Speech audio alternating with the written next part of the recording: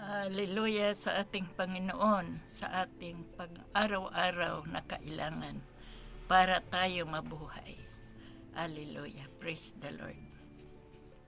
Ngayon mga nakikinig natin lahat, mayroon tayong pagtuunan ng pansin. Ang asin, likas na yaman ng tao. Praise the Lord. Noong panahon ng mga ninuno, natuklasan na ang asin ay nakapag-preserba ng pagkain. Kung wala ito, agad nasisira ang karne at isda. Tama ang inyong narinig.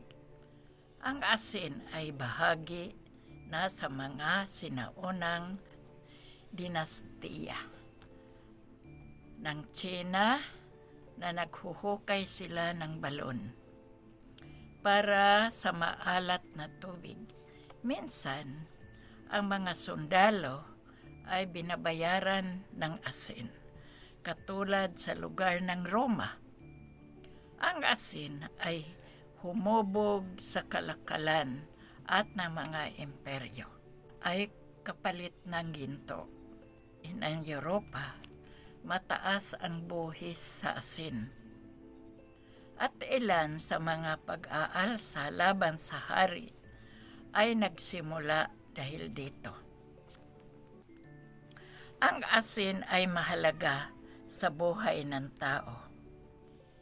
Kinakailangan ito ng ating katawan. Hindi gagana ang ating nervous at muscular system nang wala ito. Ang asin ay nagpapaunlad ng ekonomiya.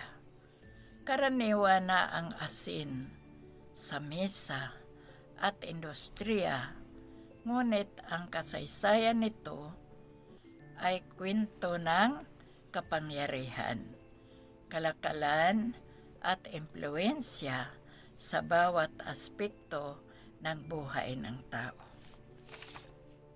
Hallelujah.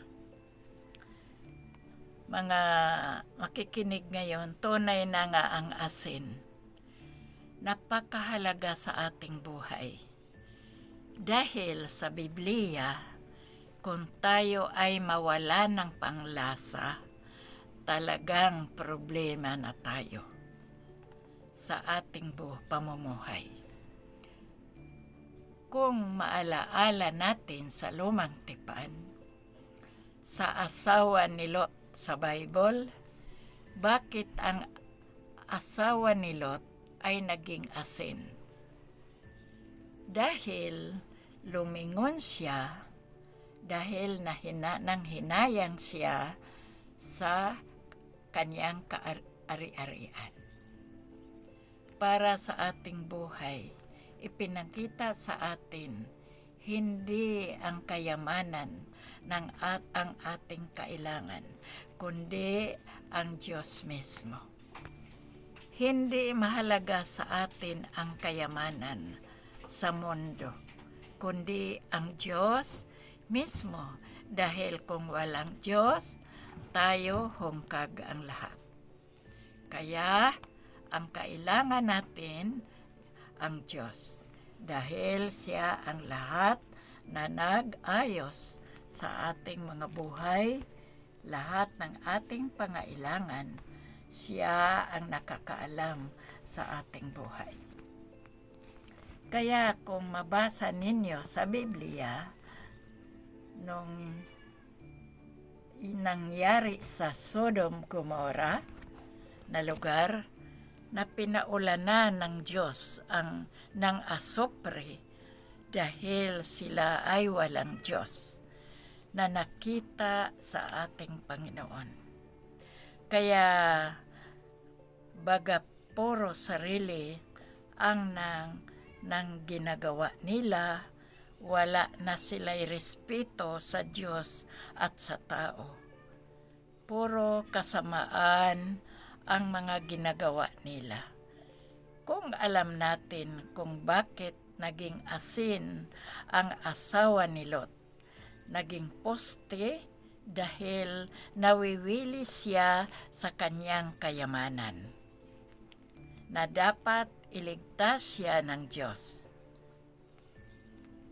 Dahil hindi nakita ng asawa ni Lot na ang kayamanan hindi ang kanyang naisin, kundi ang kaligtasan ng Diyos ang kanyang kailangan.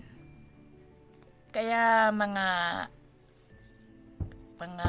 nakikinig ngayon, mayroon tayong vlogs na sa Sodom Gomorrah. Hanapin lang ninyo para makita ninyo ang pangyayari doon.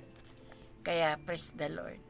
Kaya lahat ng mga tapat kong mga subscriber, mga anak-apo, lagi nakikinig na mga sa Liberta din, sa pedicab driver, sa Galacto Store, sila Arlene, sila Sister Tis, lahat ng mga kapatid na nagmahal sa Panginoon, shout out sa inyong lahat. Kaya aleluya sa ating Panginoon na mahal natin siya. Kaya para sa atin, siya ang ating pahalagahan dahil siya ang Diyos na tayo ay nabubuhay sa pamagitan sa ating Panginoon na siya ang nakaalam sa lahat ng lahat sa ating mga pangailangan at sa mundong ito. Praise the Lord. Hallelujah. Amen.